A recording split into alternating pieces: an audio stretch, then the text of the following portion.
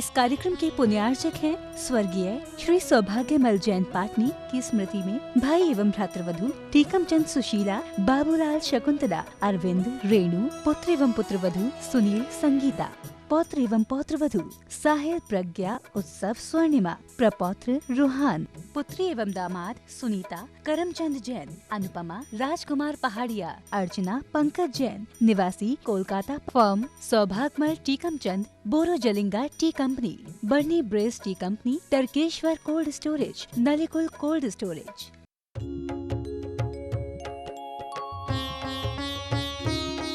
शंका समाधान।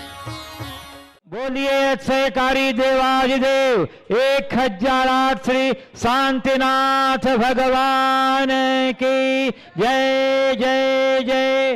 बोलिए समन संस्कृति उन्नायक प्रातः स्मरणीय संत शिरोमणि परम पूज्य 108 आचार्य गुरुवर विद्यासागर जी महामुनिराज की जय जय जय। बोलिए गुणायतन प्रणीता, शंका समाधान प्रवर्तक, भावना योग प्रवर्तक, प्रखर वक्ता, परम पूज्य 108 मुनिवर श्री प्रमाण सागर जी मुनिराज की जय जय जय। बोलिए परम पूज्य 108 मुनिवर श्री अरह सागर जी मुनिराज की जय जय जय। प्रिय बंधुओं, जैसा कि आप लोग को विदित ही है, कटनी चातुर्मास के उपरांत पूज्य देव का मंगल में विहार चल रहा है तीर्थराज सम्मेद शिखर की ओर। और इस पद विहार के क्रम में बिलहरी, बहोरी बंद आदि विभिन्न स्थानों पर धम और जबलपुर संस्कारधानी में अपनी भावना करते हुए आज की मंगल में वेला में पूज्य देव का मंगल में पदार्पण पनागर नगर में हुआ है। निश्चय ही आपका परम सौभाग्य है। पनागर एक ऐसा क्षेत्र नगर है जिसे ऐसे क्षेत्र होने का भी सौभाग्य है। और मैं समझता हूं कि यह पनागर अच्छे क्षेत्र के देवाधिदेव 1008 शांतिनाथ भगवान के चमत्कार का प्रताप है कि गुरुदेव के पावन चरण यहाँ वर्ष 2020 की विदाई माह में भी हुआ और 2021 के स्वागत माह में भी हुआ है। बंधुओं, निश्चय ही आपके परम सौभाग्य का यह प्रतीक है। हम आपके सौभाग्य की भूरी भूरी प्रशंसा और वंदना करते हैं। और आज इसी पनागर के कमानिया गेट पर यह संघ का समाधान का कार्यक्रम है आयोजित है। इस कार्यक्रम में यहाँ उपस्थित सभी स्थानीय श्रद्धालुजन तथा विभिन्न स्थानों से पधारे उपस्थित श्रद्धालुजनों का तथा उन सभी श्रद्धालुओं का जो आज यहाँ से प्रसारित होने वाले संघ का समाधान के कार्यक्रम का सीधा प्रसारण घर बैठे पारस चैनल, जनवाणी चैनल, प्रमाणिक ऐप के माध्यम से देख सुन रहे, आनंद ले रहे हैं, उन सबों का मैं पनागर के समस्त जैन समाज की ओर से हार्दिक हार्दिक अभिनंदन करता हूं। मैं आपको लिए चलूं संघ का समाधान की ओर। इसके पूर्व हम सभी मिलकर रोज की तरह सर्वप्रथम पूज्य देव के चरण कमलों में त्रिवार नमोत्सव निवेदित करते हुए उनके मंगल में आशीर्वाद की ऊर्जा से अपने को अभिषेक करके तात करेंगे। तो हाथ जोड़िए, मस्तक झुकाइए और बोलिए मेरे साथ, नमो गुरुदेव, नमो गुरुदेव, नमो गुरुदेव। बंधुओं, संस्कारधानी जबलपुर में पंचकल्याण प्रतिष्ठा महोत्सव के पावन संदर्भ में आचार्य श्री विद्यासागर जी महाराज के द्वारा समय सार और इष्टोपदेश ग्रंथ पर जो प्रवचन हुए, वाचन हुए, उन सब का संकलन कर आर्यका रत्न दिलमती माता जी ने अपने कुशल संपादन में ग्रंथ तैयार किया है समयोपदेश और इष्टोपदेश के रूप में, जिसका वहाँ विमोचन भी हुआ। और उसी के साथ पूज्य देव के नवीन प्रवचन संग्रह स्वराक्षर, जिसमें हिंदी वर्णमाला के स्वर पर आधारित प्रवचनों का संग्रह, जो अनूठा प्रवचन संग्रह है। मेरा आपसे निवेदन है कि आप इन तीनों पुस्तकों को जो यहाँ स्टॉल पर उपलब्ध है, जो यहाँ स्टॉल लगा है पुस्तक का, वह वहाँ स्टॉल पर उपलब्ध है। और बंधुओं, और बरनी गुरुकुल आश्रम जबलपुर में भी ये पुस्तकें उपलब्ध हैं। आपसे मेरा अनुरोध है कि आप अवश्य ही इन तीनों पुस्तकों को और भी गुरुदेव के विभिन्न प्रवचन संग्रह जो पूर्व में प्रकाशित हो चुके हैं सभी साहित्य पर उपलब्ध हैं, जो हमारे जीवन की दिशा और दशा को परिवर्तित करने में, हमें सम्यक दिशा बोध करने बहुत सार्थक हैं। आप अवश्य वहां से लें, अपने लिए लें, अपने इष्ट मित्रों के लिए। चलिए इसी के साथ अब मैं आपको एक विकास आपसे मेरा अनुरोध है कि जो दोनों ग्रंथ समयोपदेश और इष्टोपदेश का प्रकाशन निर्गंथ फाउंडेशन पूज्य गुरुदेव के जो स्वराक्षर और ककहरा आदि प्रवचन संग्रह जो प्रकाशित हुए हैं, इसलिए आपसे अनुरोध है कि आप समयोपदेश और इष्टोपदेश के लिए जबलपुर गुरुकुल आश्रम से और जो यहाँ उपस्थित हैं वो यहाँ बाहर स्टॉल जो लगा है वहीं से उपलब्ध करें। इसके लिए आप निर्गंथ फाउंडेशन भोपाल में फोन न करें। चलिए अब आपको मैं लिए चलता हूँ शंका समाधान की ओर और प्रथम प्रश्न के लिए मैं आमंत्रित कर रहा हूँ श्री डॉक्टर अरविंद जैन जबलपुर को। आ जाइए। और उसके बाद तैयार रहेंगे श्री नरेंद्र बीना देवांगना झाजरी जो झुमरी तिलैया झारखंड से बता रहे हैं। गुरु चरणों के अनन्य भक्त। परम पूज्य महाराज श्री, मेरा जो प्रश्न है उसी से संबंधित इत्तेफाक से हमारे छोटे भाई सुबोध जी कामरेड से मैंने ऐसे ही जानकारी ली, तो करीब करीब हम दोनों के प्रश्न मिलते जुलते हैं। मैं उनसे भी अनुरोध करूंगा कि मेरे बाजू में आके खड़े हो जाएं। बहुत बढ़िया। ऐसे समझदारी सब लोग ले ले तो डबल नंबर लग जाएगा। बोलो। हाँ। महाराज जी, मेरा प्रश्न है कि समाज की सभी सामाजिक संस्थाएं पूर्ण समर्पण एवं सेवा भाव से अपने अपने कार्य करती हैं, प्रतिस्पर्धा के भाव से अच्छा करने का प्रयास करते हैं। इसके कारण आपस में एक वैमनस्यता का भाव और द्वेष का भाव उत्पन्न होता है। इसके लिए इसका समाधान किस तरह किया जाए, इसके लिए आपसे मार्गदर्शन चाहूँगा। और करीब करीब मिलता जुलता सवाल हमारे भाई। देखिए, बहुत आशय आ गया, समझ गया। नहीं महाराज जी, क्या है महाराज जी, पिछले 40 सालों अब भाष्य मत लिखो, मैं समझ गया। हाँ, खड़े हो जाओ। ठीक है महाराज। मैं बताता हूँ। डॉक्टर साहब खड़े रहे। देखिए, सामाजिक संस्थाओं को एक दूसरे से प्रेरित होकर काम करना बहुत अच्छी बात है और होना चाहिए। हर संस्था के कार्यकर्ताओं के अंदर ऐसा उत्साह होना चाहिए और ऐसी कार्यशीलता होनी चाहिए कि उनसे दूसरे लोग भी प्रेरित हो और अच्छा कर सकें। लेकिन एक दूसरे के साथ प्रतिस्पर्धा का भाव नहीं होना चाहिए। अच्छे से अच्छा परफॉर्मेंस करने में कोई बुराई नहीं, पर प्रतिस्पर्धा भी कदाचित हो जाए तो उसे मैं उतना बुरी नहीं मानता। प्रतिद्वंद्वता का भाव नहीं होना चाहिए। अन्य संस्था के लोगों ने जितना काम किया उससे हम और अच्छा करें, ये एक सकारात्मक प्रेरणा है। लेकिन हमारे अलावा कोई कुछ कर ही न सके, ये नकारात्मक दृष्टिकोण है। हमें ऐसे दृष्टिकोण से बचना चाहिए। और ये सब चीज़ें संस्थाओं के कारण नहीं है, संस्थावादी मनोवृत्ति के कारण। तो समाज में जब जब संस्थावादी मनोवृत्ति पनपती है, इस तरह की समस्याएं आती है। फिर आपस में ईर्ष्या, विद्वेष, वैमनस्य के दुर्भाव प्रकट होने लगते हैं। और उसका सबसे बुरा जो परिणाम है वो ये है कि हमारी सारी रचनात्मक शक्ति नकारात्मक कार्यों में लगने लगती है। इसलिए मैं सभी सामाजिक कार्यकर्ता बंधुओं से कहूँगा कि धार्मिक सामाजिक क्षेत्र में आप कार्य करो, पर उसे सेवा के लक्ष्य से करो, सत्ता के लक्ष्य से नहीं। सामाजिक संस्था हो या धार्मिक संस्थान, ये हमारी सेवा और श्रद्धा के आयतन हैं। इन्हें हम सत्ता का अधिष्ठान बनाएंगे तो इस तरह के दुष्परिणाम आते जाएंगे। मेरे संपर्क में बहुत से ऐसे कार्यकर्ता हैं, बहुत अच्छा काम करते हैं, पर अपने जेब में इस्तीफा लिए घूमते हैं। उनका संकल्प है, जिस दिन मुझे पेचीदगियाँ ज़्यादा लगेगी मैं कार्यभार से मुक्त हो जाऊंगा। ऐसे लोग भी हैं और कुछ ऐसे भी उदाहरण हैं। जो जमे हैं सो मरने के बाद ही उठेंगे। तो ये चीज़ें ठीक नहीं है। हमें सामाजिक हित को ध्यान में रखकर ही काम करना चाहिए। नमस्ते महाराज। श्री नरेंद्र बीना, देवांगना झाझरी, झुमरी तिलैया, झारखंड। और उसके बाद तैयार रहेंगे श्री महेंद्र चौधरी, ललितपुर, उत्तर प्रदेश। गुरुवर के चरणों में बारंबार नमोस्तु। महाराज जी, कल आपने प्रवचन में सुखी जीवन के लिए 4 बातें बताई थी। उसमें से पहली बात जो थी सहज स्वीकृति। तो ये हम अपने जीवन में कैसे उतारे कि हर परिस्थिति में हर व्यक्ति के प्रति हमारे अंदर यह भाव सहजता से आ जाए। बस भावना योग रोज करो, सहजता अपने आप आएगी। और अपने मन को एक कमांड दो, मुझे सहज रहना है, मुझे सहज रहना है, मुझे सहज रहना है। नमोस्तु महाराज। श्री महेंद्र श्वेता चौधरी, ललितपुर, उत्तर प्रदेश। वह तैयार रहेंगे श्री चक्रेश पन्नी, जबलपुर, राष्ट्रीय दिगंबर युवा जैन महासंघ के सदस्य।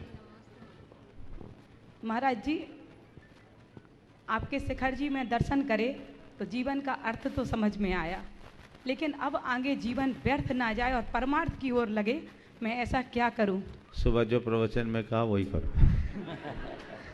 ठीक है ना महाराज श्री, बेटे का नाम सार्थक है, बस ये अपने जीवन को सार्थक कैसे करे? बहुत अच्छा लगता है जब आप बस एक लक्ष्य रखो, मेरा जैसा नाम है वैसा मुझे काम करना है। आपका आशीर्वाद मना रहे। चलिए। ओ श्री चक्रेश पन्नी, जो पूज्य मुनि श्री निभ्रान सागर जी महाराज के गिरवस्था के चाचा हैं और राष्ट्रीय दिगंबर जीवना संघ जबलपुर के सक्रिय सदस्य भी हैं। नमोस्तु गुरुवार, नमोस्तु दो मुनिराज, नमोस्तु। हे गुरुवार, संसार में सर्वश्रेष्ठ मनुष्य जन्म है, सर्वश्रेष्ठ मनुष्य नहीं है और सर्वश्रेष्ठ गुरु हमारे सामने विराजमान है। हम सब लोग अपना कल्याण कैसा करें, इसके लिए मार्गदर्शन दें।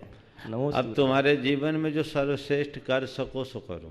बस धर्म क्षेत्र में मुझे जो कुछ भी करना है वो सर्वश्रेष्ठ करना है, इतना भर ठान लो तो अपने आप सर्वश्रेष्ठ मिलेगा। नमोस्तु गुरुदेव। पूज्य मुनि वर श्री संभव सागर जी महाराज के गृहस्थ अवस्था की माता श्री श्रीमती चमेली देवी जैन, बड़कुल, पनागर।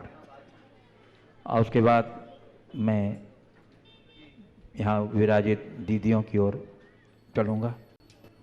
नमोस्तु महाराज जी, नमोस्तु महाराज जी। जिनकी वाणी से भावों का सब मिथ्या दूर भग जाता, नित्यत्व प्रकाशक हो करके सम्यक्त पास में आता है, अनेक अंत की निर्मल गंगा तत्व हंस ससेरा, उन गुरुवर को मेरा लगता है आज आचार्य श्री ने निमित्त ज्ञान से पहले ही जान लिया था कि इस शिष्य के द्वारा पूरे भारत में ही नहीं विदेश में भी प्रभावना होगी, इसलिए उन्होंने प्रमाण सागर नाम रखा। और प्रमाण के 2 भेद दिए, परोक्ष प्रत्यक्ष। हो सकता प्रत्यक्ष ही आपके दर्शन मिल रहे हैं महाराज जी। हाँ, आचार्य श्री ने एक बार क्लास के माध्यम से बताया था कि अराई द्वीप में 53 मनुष्यों की इतने देश प्रति नहीं होते, इतने सम्यक दृष्टि नहीं होते, इतने कि शंभु रमन द्वीप के संप्रक पर्वत पर असंख्यात 53 जीव अपने देश प्रति और पंचम गुण स्थानुवर्ती होकर स्वर्ग जाते हैं। तो क्या कारण है? वहाँ तो न सम्यक, न तो वहाँ देश प्रति, न वहाँ गुरु हैं, न देव हैं, शास्त्र हैं। बहुत अच्छा सवाल है। समाधान होगा? ये आपके स्वाध्यायशील चिंतन का परिणाम है। आप स्वाध्याय अच्छा करती हैं और आपने एक बहुत अच्छा सवाल किया है कि मनुष्यों में, पशु पक्षियों में सम्यक दर्शन होता है, पर मनुष्य लोक में इनकी जितनी संख्या है पशुओं की, उससे असंख्यात गुनी संख्या कर्म भूमि प्रतिभाग के नाम से जाने जाने वाले स्वयंभू रमन द्वीप और स्वयंभू रमन समुद्र में। आपने पूछा ऐसा क्यों? ऐसा इसलिए कि जम्बू द्वीप से लेकर आधे स्वयंभू रमन द्वीप तक का जितना विस्तार है, उससे दूना विस्तार तो केवल स्वयंभू रमन समुद्र का है। समझ गए? तो वो क्षेत्र बहुत बड़ा है, आधे राज्यों में शंभु रमन समुद्र है ऐसा समझना चाहिए। तो विस्तार है, वहाँ उनकी संख्या असंख्य है, और उन लोगों को जाति स्मरण आदि के निमित्त से आत्मज्ञान हो जाता है। इस वजह से वे सम्यक दृष्टि भी होते हैं और व्रती भी बन जाते हैं, है ना। चलो, ब्रह्मचारिणी बहन आभा दीदी ब्राह्मी आश्रम, उसके बाद तैयार रहेंगी ब्रह्मचारिणी बहन सरिता दीदी ब्राह्मी आश्रम। संतों के आगमन से सुख का रहे न पार, संतों का जब गमन हो लगता जगत असार।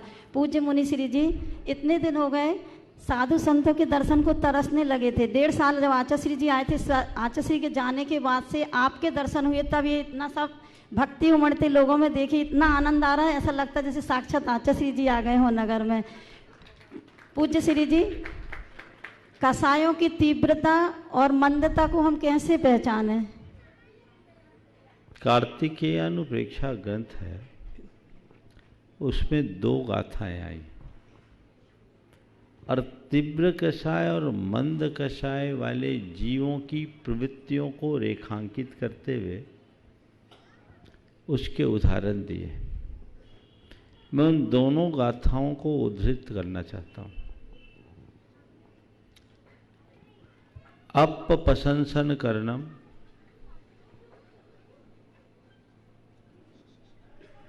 पूज्येषु दोष गहनशीलतम वीरम धरणम च सुईरम तीव्र कसायस दिठंता। अपप्रशंसन करणम, अपने मुंह से अपनी प्रशंसा करने की वृत्ति।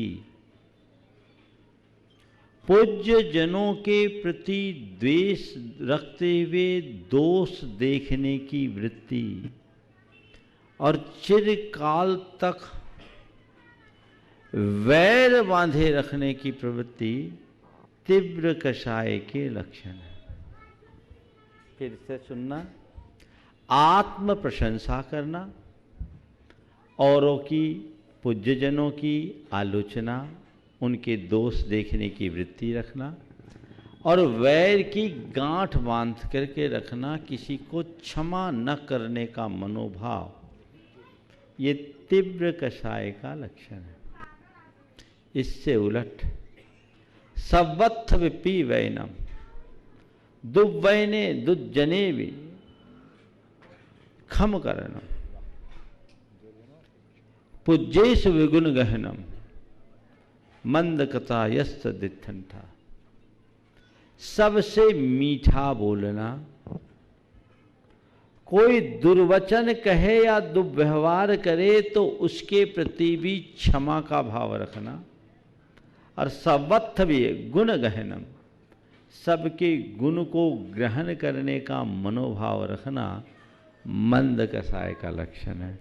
मैं समझता हूँ कसाय की तीव्रता और मंदता को मापने का इससे व्यवहारिक और कोई व्याख्यान नहीं हो सकता। ऐसा लगता महाराज जी आपके अंदर कसाय नहीं है। ओम चलो। ब्रह्मचारिणी बहन सरिता दीदी ब्राह्मी आश्रम जबलपुर, उसके बाद ब्रह्मचारिणी बहन सविता दीदी पिंडरई। नमस्ते महाराज जी। महाराज जी, मेरा प्रश्न षड्दर्शन से रिलेटेड है। बौद्ध, न्यायिक, मीमांसक, वैशेषिक, योग आदि 4 वाक, ये जो मत हैं, इनमें बाकी सभी 4 वाक को छोड़ करके सबने आत्मा को माना है, लेकिन 4 वाक मत ना तो आत्मा को मानता है और ना स्वर्ग मोक्ष को, बंध स्वर्ग नरक, बंध मोक्ष, पुण्य पाप आदि को मानता है। उन्होंने कहा यावत जीवेत सुखम जीवेत ऋणम कृत्वा घृतम पिबेत भस्मीभूतस्य देहस्य पुनरागमनम कोता। तो महाराज जी, आज इतना यूथ है और भी बहुत सारा जन समुदाय इसी मत का पालन करने वाले हैं, तो कैसे इनको समझाया जाए? वर्तमान में जो विज्ञान है वह भी प्रत्यक्ष को ही मानता है, परोक्ष को नहीं मानता है। देखिए, ऐसा है, आपका सवाल भोगवाद से ग्रसित मानसिकता से जुड़े लोगों की मनोवृत्ति को बदलने से संबंधित है। एक ही उत्तर है और एक लाइन का उत्तर है। अध्यात्मवाद को जगाकर ही भोगवाद को मिटाया जा सकता है।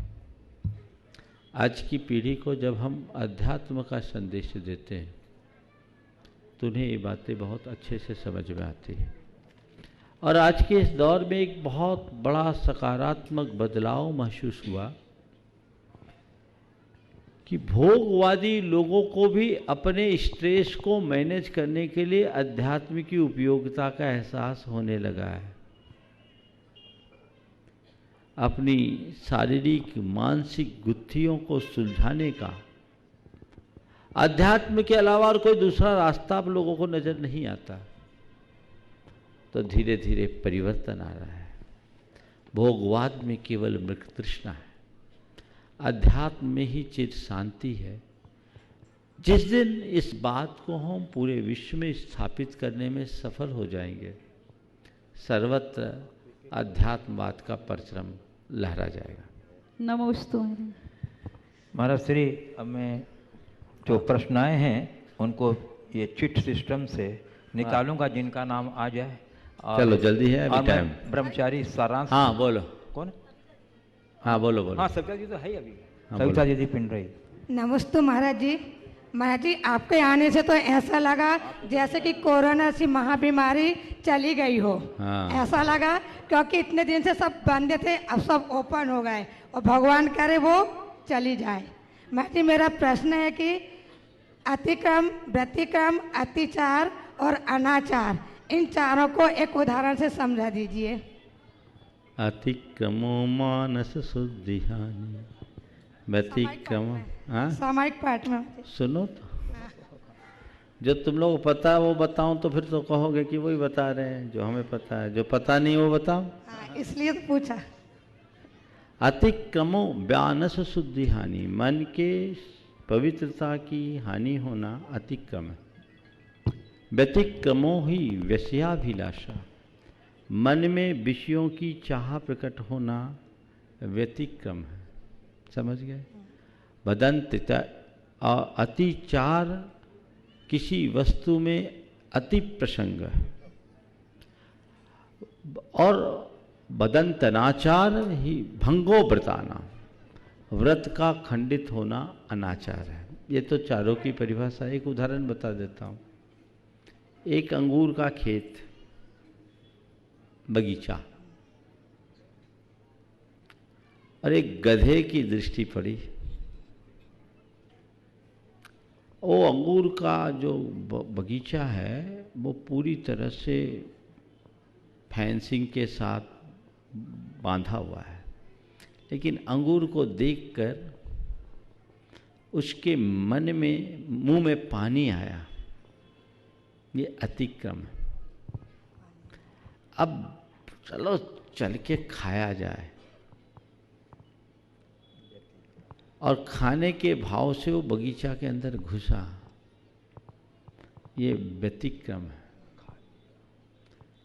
खाना शुरू किया, ये अतिचार है। और डंडा पड़ रहा है फिर भी मुंह नहीं हटा रहा है, ये अनाचार। समझ गए ना? चलिए। ब्रह्मचारी बहन बबीता जी थी, ब्राह्मणी आश्रम। अच्छा और है? हाँ ठीक है ठीक है। नमस्ते महाराज जी। आज जो वृक्षों से पत्ते गिरते हैं वह यत्र तत्र उल्टे सीधे बिखरते हैं, लेकिन भगवान के समूह शरण में जो पुष्प वृष्टि होती है वह सीधे मुखी फूल बिखरते हैं, पंक्तिवत बिखरते हैं। ऐसा क्यों? देखो, पत्तों में और भगवान के ऊपर बरसाए जाने वाले पुष्पों में बड़ा मौलिक अंतर है। पत्ते टूट कर गिरते हैं और पुष्प जुड़ने के लिए गिरते हैं। थोड़ा मेरी बात को ध्यान से सुनना। पत्ते टूटते हैं जब वो उनकी उम्र हो जाती है, व्यर्थ हो जाती है, तब गिरते हैं। पुष्पों को गिराया जाता है और ये मानो कि पुष्प खुद भगवान के चरणानुरागी आ रहे हैं। और पुष्प ऊपर इसलिए उठ जाते हैं कि जो भगवान के चरण में आता है वो स्वयं ऊर्ध्वमुखी हो जाता है। ये उसका द्योतक है, इसलिए उसे वृष्टि रुद्धा कहा है। तो प्रभु की शरण में आओगे, जीवन ऊर्ध्वमुखी बन जाएगा। अब ब्रह्मचारी शाराम जी हमें पर्ची निकाल के दे रहे हैं। अब जिनका भी आ जाए मैं उनको एक एक उठाओ। एक करके हाँ, खोल के प्रथम प्रश्न के लिए सुश्री लाभांशी दिव्या जैन पनागर, और उसके बाद तैयार रहेंगे श्रीमती अंजू जैन गोंदिया महाराष्ट्र। नमोस्तु गुरुदेव। गुरुदेव, दूसरों को समझना बेशक समझदारी है, लेकिन खुद को समझना ही जिंदगी का असली ज्ञान है। तो गुरुदेव, ये ज्ञान कैसे लाए और खुद को कैसे समझे? दूसरों को समझना बेशक समझदारी है, पर खुद को समझना ही जिंदगी का असली ज्ञान है। ये कैसे आए? जब हमारा जो समझदारी के रूप में छिपा हुआ पागलपन है खत्म हो जाएगा, तब खुद को समझ पाएंगे। श्रीमती अंजू जैन गोंदिया महाराष्ट्र। उसके बाद तैयार रहेंगे नीरज जैन मंदिर निर्माण अध्यक्ष सुभाष नगर। नमोस्तु गुरुवर। महाराज जी, संयोग हमारे अधीन नहीं है, लेकिन फिर भी हम उसको अपने हिसाब से चलाना चाहते हैं, तो हम इस कर्ता बुद्धि को कैसे नियंत्रण में लाएं? बार बार एक ही बात दोहराओ अपने मानस में। होता स्वयं जगत परिणाम, मैं जग का करता क्या काम। मैं केवल निमित्त हूँ। ये बात जब मानस में अंकित होगी तो फिर ये दुविधा अपने आप समाप्त हो। नीरज जैन मंदिर निर्माण अध्यक्ष सुभाष नगर। उसके बाद तैयार रहेंगे सावित्री ज्ञानचंद जैन तालाब वाला। नमोस्तु महाराज श्री। महाराज श्री, मेरा प्रश्न है, समाज का मुखिया पूरी समाज को मोतियों की तरह पिरोता है एवं सदैव समाज के लिए समर्पित होता है, फिर भी ना चाहते हुए भी वह हर किसी के मन को खुश नहीं रख पाता। महाराज श्री, एक मुखिया को ऐसा क्या आचरण करना चाहिए जिससे सदैव समाज में एकता बनी रहे एवं सभी प्रसन्न रहे? महाराज देखिए, बड़ा चुनौतीपूर्ण कार्य है। हर किसी को खुश रख पाना बहुत कठिन है। बस मैं तो ये कहूँगा कि अपनी तय कोशिश करो कि हम हर किसी को खुश रखें, पर कदाचित खुश न रख पाएँ तो इतना भर करें कि हम खिन्न न करें। समाज के मुखिया को सबसे बड़ी कुशलता ये होनी चाहिए कि किसी को खिन्न ना करे। खुश रख पाना कठिन है, पर खिन्न ना करूं ये मेरे हाथ में। समझ गया? तो देख लो, सामने वाले के एटीट्यूड को देख लो, उसकी मानसिकता को समझते हुए काम करो। इस तरीके से अपना व्यवहार करो कि उसका दिल ना दुखे। तो यही एक बहुत बड़ी उपलब्धि हो। सावित्री ज्ञानचंद जैन तालाब वाले। और उसके बाद तैयार रहेंगी चौधरी अभिजीत जैन नेप्पी पनागर। नमोस्तु महाराज जी। महाराज जी, जीवन की अंतिम यात्रा में दृढ़ता कैसे बनाए रखें? कभी कभी शारीरिक व्याधियों के कारण मन विचलित हो जाता है महाराज जी। नमोस्तु महाराज जी। देखिए, मन की दृढ़ता को बनाए रखने के लिए सतत भेद विज्ञान का स्मरण करना चाहिए। और शरीर की व्याधि जब भी परेशान करे तो सोचो ये बीमारी तन को है, मन को नहीं। और बीमारी जब विचलित करे तो ये सोचो कि ये बीमारी नहीं है, बीमारी के बहाने तपस्या का निमित्त है। अगर मैं इस बीमारी को क्षमतापूर्वक सह लेती हूँ तो इससे मेरे कर्म कटेंगे, और कर्मों का कट जाना मेरी एक बड़ी तपस्या होगी। समझ गए? तो मैं सभी से कहता हूँ, जब भी बीमारी हावी हो और मन विचलित होने लगे, कर्म का उदय है, इस घड़ी में धैर्य और क्षमता का पालन करूँगी तो मेरे कर्म कटने वाले हैं, इसलिए मुझे कर्म को काटना है, कर्म को भोगना नहीं। इस तरह का आत्मसंबोधन देकर अपने मन को मजबूत किया जा सकता है। ये स्वाभाविक है। जैसे जैसे अवस्था ढलती है, शरीर बीमारियों से जकड़ता है, तो उस घड़ी मनोबल को ऊंचा बनाए रखना चाहिए। भेद विज्ञान का स्मरण नियमित हो तो हम बखूबी ये कार्य कर सकते हैं। चौधरी अभिजीत जैन नेप्पी पनागर। उसके बाद तैयार रहेंगी देशना लसगरी। पनागर के बड़े बाबा की जय। मुनिसी के चरणों में, सत्संग चरणों में नमोस्तु। महाराज जी, हमारा ये प्रश्न है कि आज के समय में चाहे युवा हो या गृहस्थ कोई भी व्यक्ति हो, उनके पास अपनी पर्सनल मतलब व्यक्तिगत परेशानी, आर्थिक परेशानी और व्यवसाय से संबंधी परेशानी रहती है। इसके बाद भी यदि वह धर्म में अपना योगदान देना चाहते हैं तो उनके पास कई बार प्रतिकूल परिस्थितियां हो जाती हैं। तो ऐसी स्थितियों में हम कैसे सब चीज़ों का सामंजस्य बना के रख सकते हैं? देखो, प्रतिकूल परिस्थिति कहाँ नहीं, सारी दुनिया में है। जब इतनी सारी परेशानी झेल रहे थे, एक परेशानी और सही, तो अपनी शारीरिक, पारिवारिक और व्यापारिक तो झेलने को तैयार हो, अब सामाजिक और धार्मिक भी झेल लो तो एवरेज हो जाएगा। दो महाराज जी के चरणों देशना लश्करी, उसका तैयार रहेंगे श्री राजेश कटंगा, जिन्हें हम लोग पप्पी नाम से पुकारते हैं और अध्यक्ष हैं पनागर समाज। हे महाराज जी, अंतर्ध्वनि और संस्कार में क्या अंतर है? फिर से बोलिए। अंतर्ध्वनि और संस्कार में क्या अंतर? आपका ये सवाल तो पिछली बार भी आया था, यही सवाल था। हाँ, मैंने तो पहली बार अंतर्ध्वनि और संस्कार की बात यही मुझसे की गई थी। देखिए, ये जिनेंद्र वर्णी ने ही उल्लेखित किया है। शांतिपथ प्रदर्शन नामक ग्रंथ में, बहुत अच्छा ग्रंथ है, पढ़ने लायक है, उसमें उन्होंने इसको खोला है। अंतर्ध्वनि, जब हम कोई भी बात करते हैं तो अपने अंतरंग में एक आवाज़ आती है कि ये गलत है, नहीं करो। ये हमारी अंतर्ध्वनि है, ये हमारी आत्मा की आवाज़ है। लेकिन फिर भी हमारी बुराइयों और पाप में लिप्त संस्कार क्या चलता है। हो जाने दो, अभी कोई देख थोड़ी रहा है, इधर उधर कोई नहीं देख रहा है, चलो कर लो। अंतर्ध्वनि कह रही नहीं नहीं ये गलत है, करना ठीक नहीं। अरे हो तो जान दो, एक बार में क्या फर्क पड़ता है। ये संस्कार है। तो होता क्या है, हम अपनी अंतर्ध्वनि को अनसुना कर देते हैं जब हमारे बुरे संस्कार हम पर हावी होते हैं, और फिर हमसे वह सब कुछ हो जाता है जो नहीं होना चाहिए। समझ गए? तो हर क्रिया को करते समय हमें इसका ध्यान रखना चाहिए। श्री राजेश जी कटंगा, अध्यक्ष पनागर जैन समाज, और उसके बाद तैयार रहेंगी रोशनी लश्करी पनागर। सबसे पहले पूज्य गुरुदेव के चरणों में बारंबार नमोस्तु। महाराज जी, अभी जब बहुत दिनों बाद आपको देखा तो ऐसा लगा कि हम लोगों ने पूज्य आचार्य विमल सागर जी महाराज को बहुत करीब से तो नहीं देख सके, लेकिन ऐसा लगता है कि उनको जो उपाधि मिली थी वात्सल्य रत्नाकर की, उस उपाधि को आप पुनः सार्थक करने वाले हैं।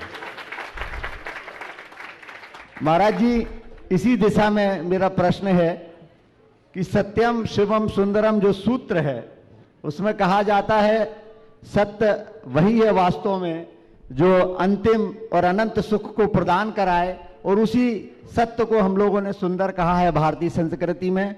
अब हम लोगों के जीवन में महाराज जी मोह बहुत है, परिवार का मोह, अपने व्यापार का मोह, समाज का मोह, अपने मंदिर का मोह और फिर अपने गुरु का मोह। अब इन मोहों को छोड़ के हम भक्त तो नहीं सकते।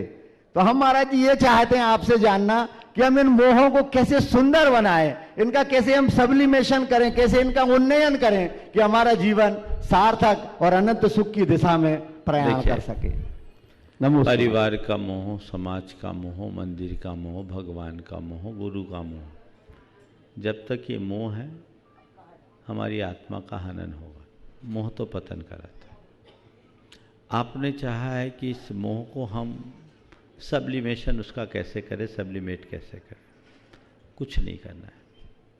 परिवार के मोह को, समाज के मोह को वात्सल्य में बदल दो, बहुत बढ़िया, और मंदिर और गुरु के मोह को श्रद्धा और भक्ति में परिवर्तित कर दो, जीवन में। नमस्कार। इतना सा ही काम करना है। ये आ गया तो जीवन का रस ही अलग है, तो हमें वो उपलब्धि अर्जित करनी चाहिए। एक पंक्ति नित्य दोहराइए, फैले प्रेम परस्पर जग में, मोह दूर ही रहा करे। परिवार के प्रति लगाव होना, समाज के प्रति लगाव होना, अपनत्व होना, उन पे प्रेम की वर्षा करना कोई बुरा नहीं है, लेकिन स्वरूप के ज्ञान के साथ। सबके बीच रहते हुए भी मैं हूं अकेला,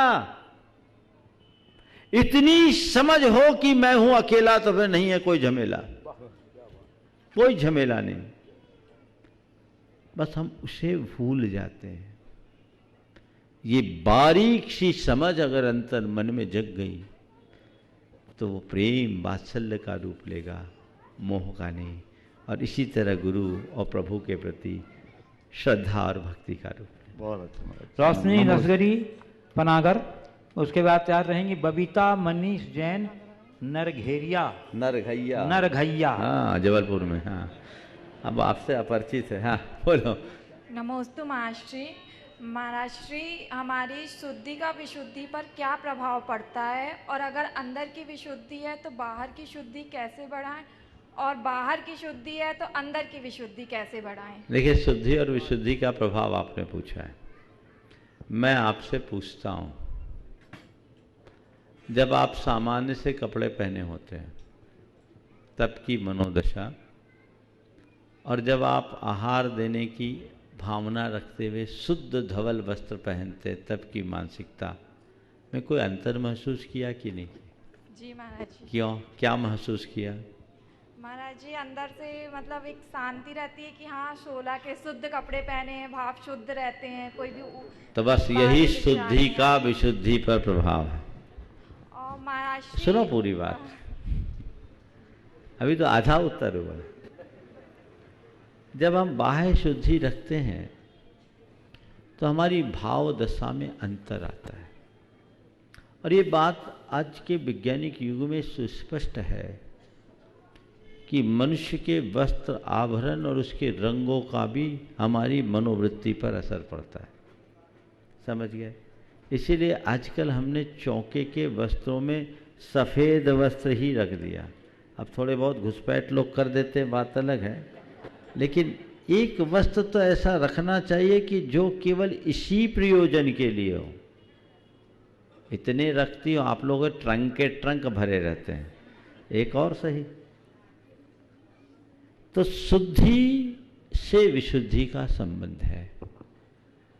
आप लोग पूजन में बोलते हैं द्रव्य शुद्धि मधिकम यथानुरूपम भावस्य शुद्धि मधिकाम अधिगंतु काम आलंबनानि विविधान्यवलंबवल्गन भूतार्थ यज्ञ पुरुषस्य करोमि यज्ञम। यही बोलते हैं ना भगवान, मैंने द्रव्य की शुद्धि का आलंबन लिया है। किस लिए?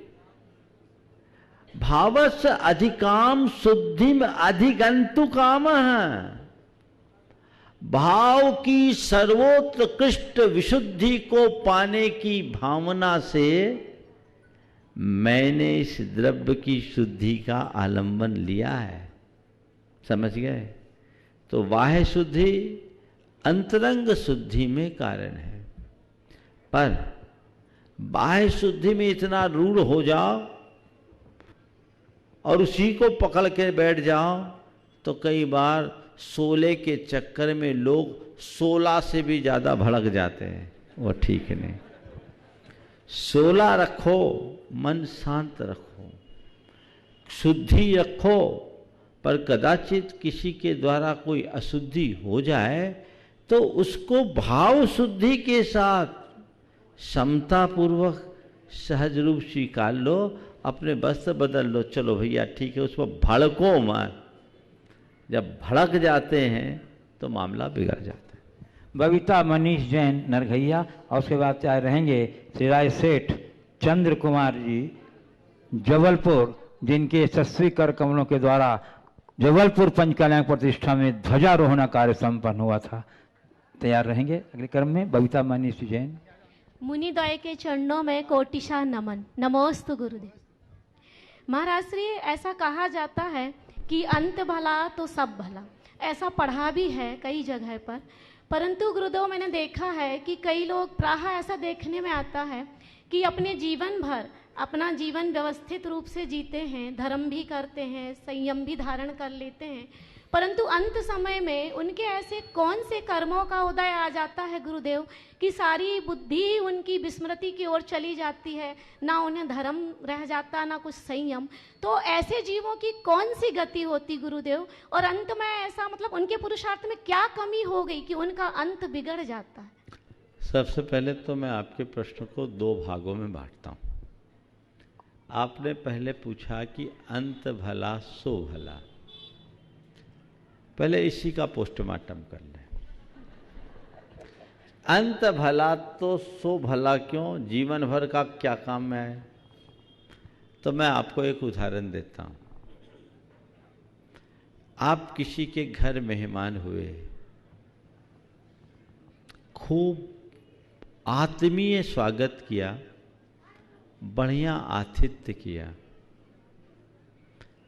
और आप उनके भोजन और व्यवहार से बहुत ज़्यादा प्रभावित हो गए और आपने उसकी प्रशंसा करते हुए कहा, भैया अभिभूत हो गया हूँ, आपके व्यवहार की क्या बात करूँ, आपने मेरा दिल जीत लिया, और भोजन, ऐसा भोजन तो मैंने जीवन में कभी किया ही नहीं, भोजन, ऐसा भोजन तो मैंने जीवन में कभी किया ही नहीं। तू क्या, तेरा बाप भी नहीं किया होगा। अब क्या हो गया? अब बोलो, अब बोलो, वो भोजन, वो व्यवहार कहाँ गया? अंत भला सो भला और अंत बुरा तो सब बुरा। समझ गए? बात समझ में आ गई? मैं समझता हूं पूरा उत्तर इसी उदाहरण में हो गया होगा, ज्यादा कुछ कहने की जरूरत नहीं। लेकिन अब इसे दूसरे संदर्भ में लो। फिर महाराज जिंदगी भर क्या करें? जो होगा अंत ही में होगा, तो अभी से क्या करना है? देखा जाएगा, जो होगा सो होगा, जो हमारी होनी होगी सो होगी। नहीं, जीवन भर किया गया अच्छा काम पूरी तरह व्यर्थ नहीं होता, कहीं ना कहीं काम में आता है। कोई व्यक्ति जीवन भर पुण्याई करे और अंत में उसके परिणाम बिगड़ भी जाए, तो मान लो कोई व्यक्ति हमारे शास्त्रीय भाषा के अनुसार कलेश परिणाम के साथ मरे, आर्त ध्यान से मरे, मर करके वो कुत्ता बन गया। आदमी था, कुत्ता बन गया। अब उसके जीवन भर का पुण्य क्या कराएगा बताऊं? किसी करोड़पति के घर में कुत्ता बनाएगा। ऐसा कुत्ता जिसके लिए 1 लाख रुपया महीना खर्चा हो, जो एयर कंडीशन में घूमेगा, ऐसा कुत्ता बनेगा। समझ में आ रहा है? आजकल जो ये संख्या दिख रही है ना, ऐसे लोग होना हो, कहीं ना कहीं उनका इतिहास ऐसा ही हो। इसमें कोई आश्चर्य की बात नहीं है। अंत में यदि परिणाम बिगड़े हैं तो जीवन भर जो भी तुमने पुण्याई की वो वहां फलेगा। कर्म द्रव्य क्षेत्र काल भाव के अनुसार अपना फल देता है। तो इसी राय से चंद कुमार जी और सुनीता जी भी हैं, तो वो भी आ जाए। सुनीता जी, जिनके द्वारा ध्वजारोहण का कार्य संपन्न हुआ और वह पंचकला प्रतिष्ठा ऐतिहासिक उपलब्धियों के साथ संपन्न हुआ। धर्म ध्वजा लेकर भी चलते हैं। एक बार जोरदार कर ध्वनि से हमारे राय से अभिनंदन कर दीजिए। उधर दे। हाँ, नमोस्तु महर्षि, नमोस्तु। आपके चरणों में कोटि कोटि नमन। महर्षि, मैं ये जानना चाहता हूँ, वात्सल, प्रेम और सद्भाव ये एकार्थ हैं या भिन्न भिन्न हैं, तथा इनके यथार्थ स्वामी कौन हैं? वात्सल्य, प्रेम और सद्भाव ये एक हैं या अलग अलग, और इन तीनों का यथार्थ स्वामी कौन है? देखिए, वात्सल्य, प्रेम और सद्भाव हमारे अंदर के सात्विक स्नेह की ही अभिव्यक्ति के अलग अलग रूप है। जब हमारा स्नेह अपने साथ और अपने समूह के लोग के प्रति प्रकट होता है तो वात्सल्य बन जाता है। वही स्नेह यदि प्रभु के प्रति, गुरु के प्रति निरपेक्ष भाव से जुड़ जाता है तो प्रेम कहलाता है। और वही बात जब प्राणी मात्र के प्रति प्रकट हो जाता है तो उसे सद्भाव या मैत्री की संज्ञा दी जा सकती है। नमोस्तुते स्वामी, अब इनका वात्सल्य का, प्रेम का और सद्भाव का स्वामी कौन है? देखिए, मनुष्य इन तीनों का स्वामी हो सकता है। पशु पक्षियों के अंदर भी प्रेम, वात्सल्य और सद्भाव के लक्षण देखने को मिलते हैं। ऐसे अधिक उदाहरण देखने को मिले। एक गाय अपने बछड़े के प्रति कितना वात्सल्य रखती है, लेकिन ऐसा भी देखने में आया, आप सुनकर के आश्चर्य करोगे, गायें सुअर के बच्चे को दूध पिलाई। एक सुकरी 8 बच्चों को जन्म दे के मर गई और उसे देखकर गायें आए, लेट जाए, वो सुकर के बच्चे को दूध पिलाए। ये प्रेम ही तो एक प्रकार का। ऐसा भी देखने में आया कि ऐसा भी देखने में आया कि एक, आप लोगों ने भी वो देखा होगा, एक चीते ने एक बंदरिया का शिकार किया और उसकी, वो गर्भवती बंदरिया थी, उसका बच्चा जन्म ले लिया उसी समय। उसने उस बच्चे को पाला। सद्भाव किसी के अंदर भी आ सकता है। अगर इसे हम थोड़े दूसरे संदर्भ में ले तो ये कह सकते हैं कि संतों के हृदय में प्रेम, वात्सल्य और सद्भाव तीनों रहता है। आम जनों के अंदर इन तीनों में यथा प्रसंग कभी होता है, कभी नहीं भी होता। चलिए, अलका जैन, हनुमान ताल, जबलपुर। उसके बाद तैयार रहेंगे ऋषभ जैन, पनागर। अलका जैन, हनुमान ताल, जबलपुर। ऋषभ जैन, पनागर। मुनिदाई के चरणों में कोटिशः नमोस्तु महाराज जी। महाराज जी, मेरी शंका तो नहीं, एक उलझन है। समाज में दो सोच के व्यक्ति रहते हैं। जब किसी घर में शोर शूतक होती है, जब किसी घर में जन्म या मरण होता है और विवाहित महिला जो परिस्थिति बस मायके में आके रहती है, तो जब वो मंदिर जाती है तो लोग बोलते हैं आपको नहीं आना चाहिए मंदिर, क्योंकि आप इसी घर में रह रहे हो, खा पी रहे हो। और कुछ लोग बोलते हैं नहीं नहीं, आप पराए घर के हो, आपको कोई दोष नहीं लगेगा। तो गुरुवर, फिर ऐसी परिस्थिति में तो ये हो जाता है कि मंदिर जाना चाहिए या नहीं? तो देखिए, शोर सूतक को लेकर सब लोगों ने अपना अपना ग्रंथ बना लिया। शास्त्रों के अनुसार कन्याओं को तो सूतक लगता ही नहीं, चाहे वो ब्याहता हो या अनब्याही। समझ गए? लेकिन तुम्हारे बुंदेलखंड में मान्यताएं अलग अलग हैं। विवाहिता का तो गोत्र परिवर्तित हो गया, उसका तो किसी भी अर्थ में इस घर से संबंधित सूतक नहीं होगा, चाहे वहाँ भोजन करे या न करे। अनब्याही का भी नहीं होता, कई जगह मानते हैं, कई जगह नहीं मानते हैं। तो अब इसमें हमसे पूछो कि क्या करें, तो हम तो तुम्हें यही राय कह देंगे, झमेले में मत पड़ो, जैसा चल रहा है वैसा कर लो। ऋषभ जैन, पनागर। उसके बाद तैयार रहेंगी ब्रह्मचारिणी रश्मि सिंघई, पनागर। गुरुवर, मेरे परिवार की ओर से आपको तीव्र नमोस्तु नमोस्तु नमोस्तु। गुरुवर, मेरी शंका यह है कि जिस प्रकार हम किसी नौकरी या पेशा को प्राप्त करने के लिए विभिन्न प्रकार की योग्यताओं को प्राप्त करना आवश्यक होता है, इसी प्रकार हमें अपने जीवन को सार्थक बनाने के लिए किन प्रकार की योग्यता को आवश्यक प्राप्त करना होगा? देखिए, जीवन को सार्थक बनाने के लिए आपने पूछा है किस प्रकार की योग्यता का होना आवश्यक। देखिए, सबसे बड़ी, सबसे पहली जो आवश्यकता है जीवन की सार्थकता के लिए, वह है मनुष्यता को प्रकट करना। मानवता को प्रकट किए बिना, मानवीयता से अपने आप को जोड़े बिना हम अपने जीवन को सार्थक नहीं बना सकते। फिर मानवीयता के साथ, मानवीय संवेदना के साथ जुड़कर श्रावकोचित कर्तव्यों का पालन करो। एक नेक इंसान बनो, एक अच्छे श्रावक बनो। तीसरे चरण में जितना बन सके जीवन को व्रत संयम से जोड़ करके चलो। फिर चौथे चरण में जितना बने त्याग तपस्या करो। आत्मा की योग्यता विकसित होगी और जीवन सार्थक होगा। ब्रह्मचारिणी रश्मि सिंघई, पनागर। उसके बाद ऋषभ जैन, पनागर। द्वय मुनि राजों के चरणों में बारंबार नमोस्तु नमोस्तु नमोस्तु। महाराज जी, समयोपदेश में गुरु जी ने कहा है कि कर्मों के उदय को पोस्टमैन की तरह भोगना चाहिए, तो इसमें पोस्टमैन की भूमिका को क्यों लिया है?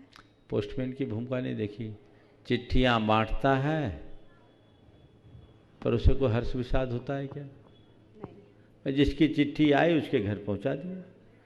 तुम्हारे घर वो चिट्ठी खुशी का भी रूप लेके आ सकती है, वो शोक का निमित्त बन करके भी आ सकती है। कोई जरूरी तो नहीं कि चिट्ठी में क्या आया है। अब चिट्ठी पढ़ने वाला कोई हंसता है, कोई रोता है, पर चिट्ठी बांटने वाला तो केवल अपनी ड्यूटी पूरी करता है। ऐसे ही अपना जीवन पोस्टमैन की भांति बंदा बताओ कि मुझे जो करना है सो मैं करूं, मैं करता नहीं। श्रीमती शालिनी पवन कुमार लसगरी, उसके बाद तैयार रहेंगे नीरा सिंह। ऋषभ हाँ। महाराज जी के चरणों में त्रिवार नमोस्तु।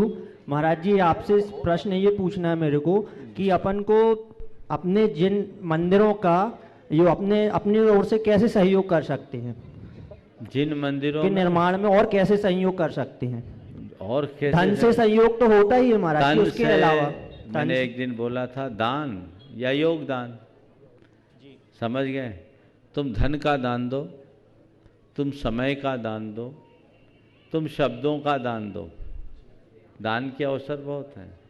धन का दान, समय का दान, शब्दों का दान और श्रम का दान, जहाँ जो आवश्यक बने या जो संभव हो वो दान दो। नमस्ते। श्रीमती शालिनी पवन कुमार लसगरी, उसका तैयार रहेंगी नीरा सिंघई, रीना आनंद जैन, पूर्व नगर पालिका अध्यक्ष पनागर। नमोस्तु महाराज जी, नमोस्तु। महाराज जी, जीवन में किसको प्राथमिकता देना चाहिए? खुशी, अपनी खुशी या दूसरों की खुशी की, और क्यों? प्राथमिकता किसे दे, अपनी खुशी को या सामने वालों की खुशी को?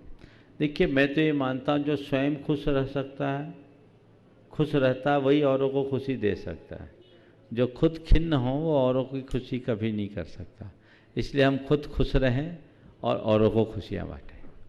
नीरा सिंह है, रीना आनंद जैन, और उसके बाद तैयार रहेंगे अरुण जैन लसगरी।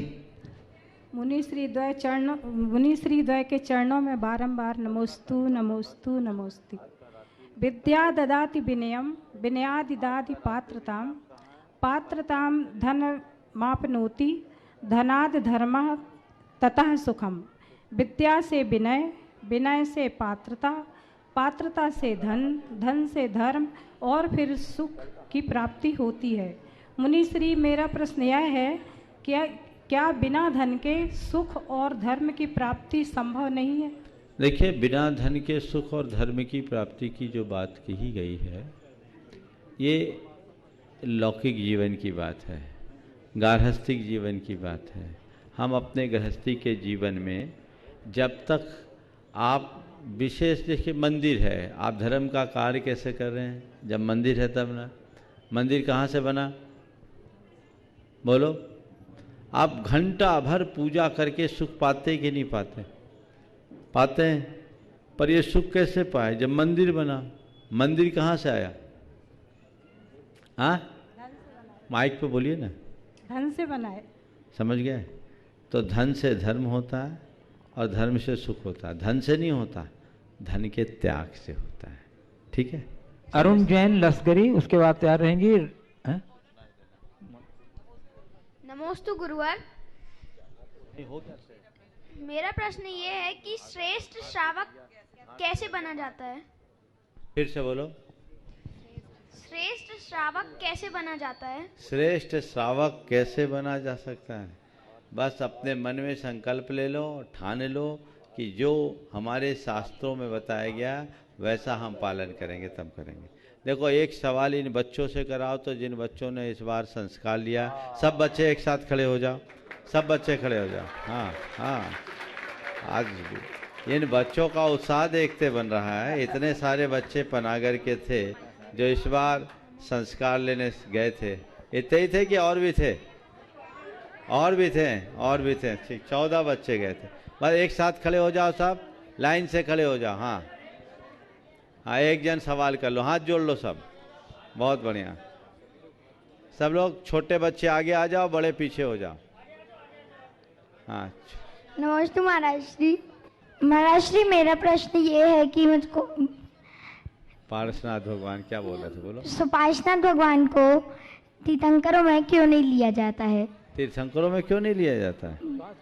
बाहुबली भगवान और सुपार्श्वनाथ भगवान को। नहीं, बाहुबली भगवान कामदेव थे, सुपार्श्वनाथ भगवान भी 24 तीर्थंकरों में है ना। चलो बैठ जा, एक बार इन सब बच्चों का अभिवादन कर दो। बहुत बढ़िया, ऐसे संस्कार बना के चलो।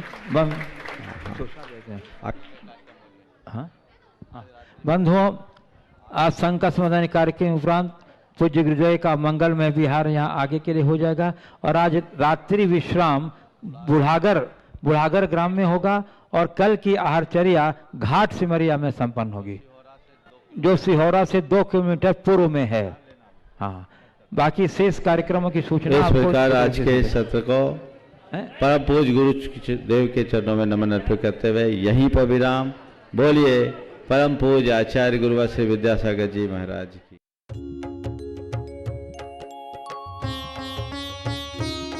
शक का समाधान। इस कार्यक्रम के पुण्यार्जक थे स्वर्गीय श्री सौभाग्यमल जैन पाटनी की स्मृति में भाई एवं भ्रातृवधु टीकमचंद सुशीला, बाबूलाल शकुंतला, अरविंद, रेणु, पुत्र एवं पुत्रवधु सुनील, संगीता, पौत्र एवं पौत्रवधु साहिल, प्रज्ञा, उत्सव, स्वर्णिमा, प्रपौत्र रूहान, पुत्री एवं दामाद सुनीता, करमचंद जैन, अनुपमा, राजकुमार पहाड़िया, अर्चना, पंकज जैन, निवासी Kolkata, firm Saubhagyamal Tikamchand, Boro Jalinga tea company, Burnie Braes tea company, Tarkeshwar cold storage, Nalikul cold storage.